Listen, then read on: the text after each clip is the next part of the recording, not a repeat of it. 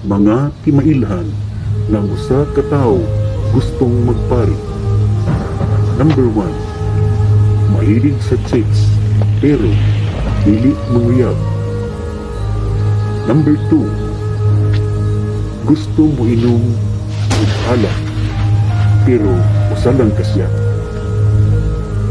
Number 3, mahilig magtipon og mga sinsilyo. Number 4, kanunay musuot og puti na polo o t-shirt. Number 5, siya kanunay ang mag-leader sa prayer before meals.